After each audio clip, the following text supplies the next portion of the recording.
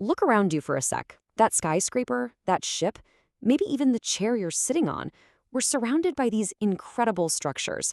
But have you ever really stopped to think about what's holding it all together? I mean, at the most basic level?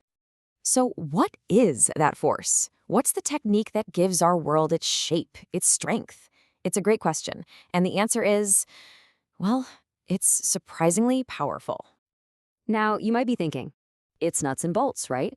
And yeah, sure, we use screws and nails for all sorts of stuff. But here's the thing. Those are just fasteners. They just hold things next to each other. When you need two pieces to literally become one, you need something way more permanent, something elemental. And that something is the power of the weld. That's right, welding.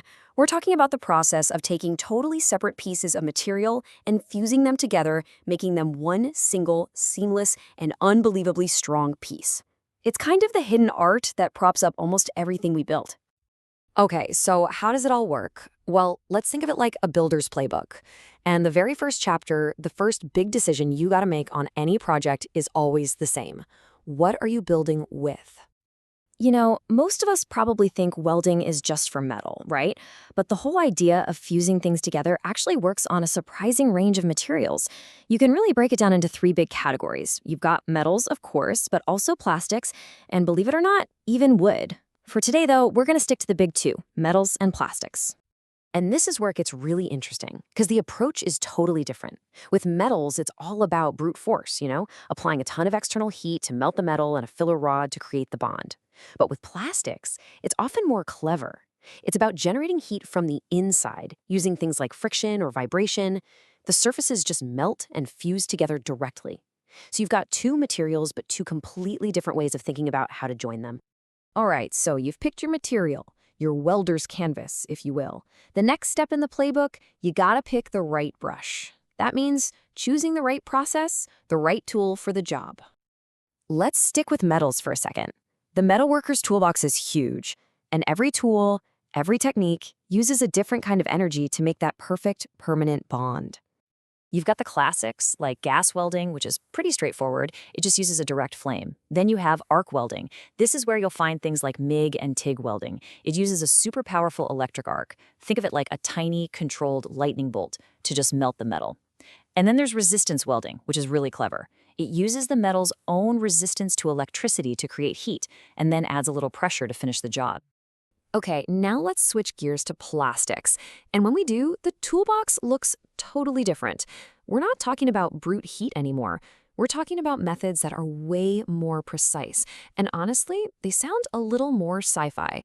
The differences here are pretty wild. Take ultrasonic welding. It uses high-frequency vibrations to literally shake the molecules so fast they heat up and fuse. That little plastic case for your car key, that's probably how it's sealed. Then you've got hot plate welding, which is more direct. You just use a hot plate to melt the surfaces. And laser welding, well, that's just surgical precision, perfect for tiny, delicate things like medical devices. Okay, so we've got our material, we've got our tool, but there is one last absolutely critical piece to this puzzle. It's the thing that really determines the final strength of whatever you're building, and that's the shape of the connection. In the world of welding, this is called joint configuration. And listen, it's not just about mushing two melted things together. It's about how they meet. The geometry, the actual shape of that joint is everything when it comes to strength and how long it's going to last. So as you can see, there's a clear trade-off here between how easy a joint is to make and how strong it is. Let's quickly run through the big three. First up, the butt joint.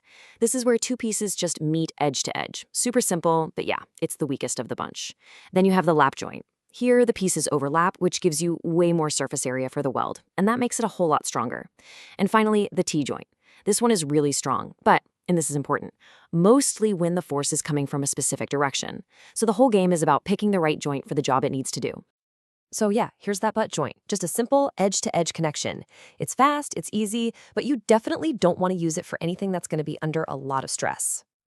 And this is the lap joint. See how they overlap? That gives the weld so much more to grab onto, which is why it creates a much stronger bond. Then you've got your classic T-joint. This thing is an absolute must-have for building frames and any kind of structure. It gives you fantastic strength right along the weld line.